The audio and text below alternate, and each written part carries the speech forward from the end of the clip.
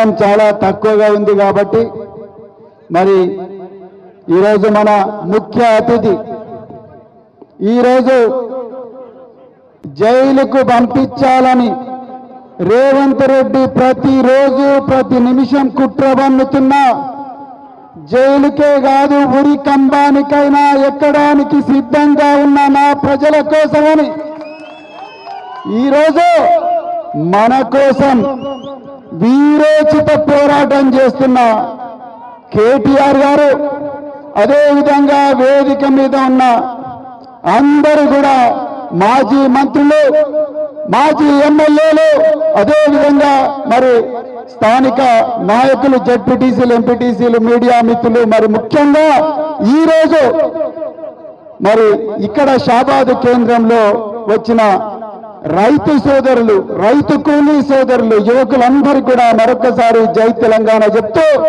మిత్రులారా నేను ఒక్కటే విషయం చెప్తా మోసం చేసినోళ్ళని చేయాలన్నా మోసాలను అడ్డుకున్నోళ్ళని చేయాలన్నా చెప్పండి మళ్ళీ అడుగుతున్నా మన ఇంటి గోడకు తొక్క పెట్టి మన ఇళ్లలో అల్మారాలో బంగారం తీసుకుని పోయిన దొంగలను చేయాలన్నా లేకపోతే మన ఇంటిని కాపాడిన వ్యక్తులను చేయాలన్నా ఎవరిని చేయాలి దొంగలను చేయాలి మోసం చేసినోళ్ళని చేయాలి కానీ అలా మోసం ఎందుకు చేస్తున్నారు మా తెలంగాణ ప్రజల ఆస్తిని ఎందుకు కొల్లగొడుతున్నారు మా రైతుల భూములను ఎందుకు గుంజుకుంటున్నారని అన్నందుకు ఇలా కేటీఆర్ గారి మీద అక్రమంగా కేసులు పెట్టిండే రేవంత్ రెడ్డి ఇది వాస్తవం మిత్రులారా తెలంగాణలో ఎట్లా కేసులు అవుతున్నాయన్న విషయం ఒక్క నిమిషం మీకు చెప్పాలి రోడ్డు మీద నడిస్తే కేసులు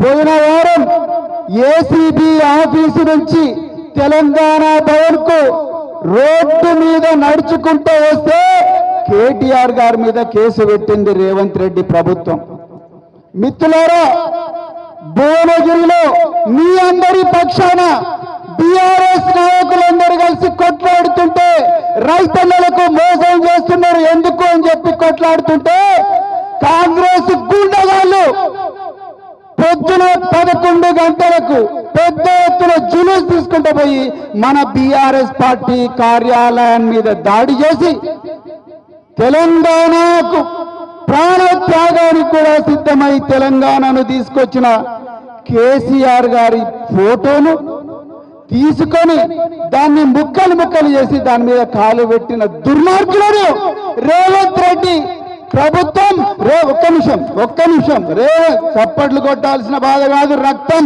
మరగాల్సిన విషయం ఇది మిత్రులారా నేను మళ్ళా చెప్తున్నా రేవంత్ రెడ్డి పోలీసులు ఆ గుండగాళ్లను సర్కిల్ ఇన్స్పెక్టర్ ఆఫ్ పోలీసు ఏ సీట్లో కూర్చుంటాడో ఆ సీట్లో కూర్చోబెట్టి ఆయన లైవ్ టెలికాస్ట్ ఇచ్చేటట్టుగా ఆయనకు అన్ని సౌకర్యాలు కల్పించి వాళ్ళను ఎమ్మెల్యే క్యాంప్ ఆఫీస్ తీసుకొని పోతారు మరి రైతన్నలకు రైతు బంధు వస్తలేదు రైతు రుణమాఫీ జరగలేదు రైతు కూలీలకు ఇవ్వాల్సిన 12,000 ఇవ్వడం లేదు గురుకులాల్లో మా పిల్లలు చదువుకుందామని వస్తే 54 మంది పిల్లలకు విషాహారం ఇచ్చి చంపినరని చెప్పి అడుగుతున్న పార్టీని అడుగుతున్న సోషల్ మీడియా కార్యకర్తలను యువకులను రాత్రికి రాత్రే 2 గంటలకు 3 గంటలకు ఇళ్లకు వచ్చి లేపుకొని పోయి జైలుకు పంపించిన దుర్మార్గమైన ప్రభుత్వం ఇవాళ కాంగ్రెస్ ప్రభుత్వం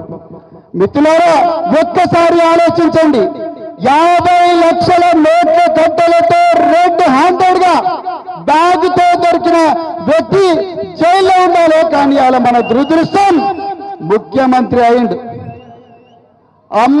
అదానీ దగ్గర నుంచి దొంగచాటుగా 100 కోట్ల రూపాయలు తీసుకొని 12,000 కోట్ల రూపాయల తెలంగాణ ఆస్తిని అదానికి కట్టుబడుతుంటే ఒక్కడ కేటీఆర్ గారు మా తెలంగాణ ప్రజల ఆస్తి మా రైతు కూలీలకు చాకలి కమ్మలి కమ్మరి కుమ్మరి గౌడ ముదిరాజు మున్నూరు కాపు యాదవ మాల మాదిగ లబ్బాల వర్గల రెడ్డి అందరూ కూడా అన్ని కులాలకు చెందుతుంది బిడ్డ నువ్వు తీసుకుపోయి గుజరాత్ అదానీ చేతిలో పెడుతున్నామని పోరాటం చేస్తే ఏసీబీ కేసు పెట్టి ఈడీ కేసులు పెట్టి జైలుకు పంపించాలని చూస్తున్నారు.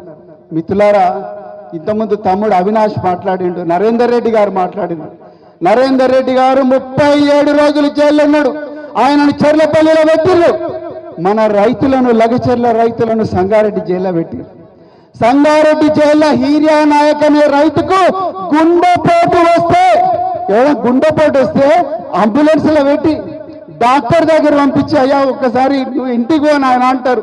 కానీ రేవంత్ రెడ్డి గుండెపోటు వచ్చిన హీరియా నాయకులు చేతులకు బేడీలు వేసి ఆసుపత్రికి తీసుకుపోయి అక్కడ కూడా మంచానికి బేడీలు వేసి, రైతుకు బేడీలు వేసి మంచానికి బందీ చేసిన దుర్మార్గుడు రేవంత్ రెడ్డి.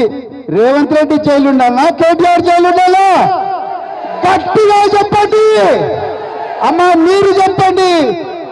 లగచెర్లలో హీరాబాయి, దేవబాయి, సుశీల, అదేవిధంగా జ్యోతి, 9 నెలల గర్భవతి జ్యోతి తన భూమి కోసం పోరాటం చేసింది. ఆ జ్యోతికి ఒక అన్నగా, ఒక హీరాబాయికి, ఒక దేవబాయికి కొడుకుగా ఈరోజు కేటీఆర్ గారు ఢిల్లీలో వచ్చి మన కొడంగల్ రైతుల కోసం పోరాటం చేస్తే ఈరోజు ఆయనను ఏసీబీ వాళ్ళు, పోలీసులు, ఈడీ పోలీసులు జైలుకు పంపించాలని చూస్తున్నారు. చివరిగా ఒక్కటే ముచ్చట చెప్తున్నా మిత్రులారా, దొంగతనం చేయాలంటే ముందు దొంగ ఇంటి నుంచి వచ్చి సొమ్ము తీసుకొని పోవాలి, గోడకు రంధ్రం వేయాలి, ఇంట్లోకి రావాలి, తాళం బలగొట్టాలి, అల్మారా తీయాలి, అల్లకెళ్ళి బంగారం వెండి తీసుకొని పోతేనే వాడు దొంగతాడు. అవునా కదా?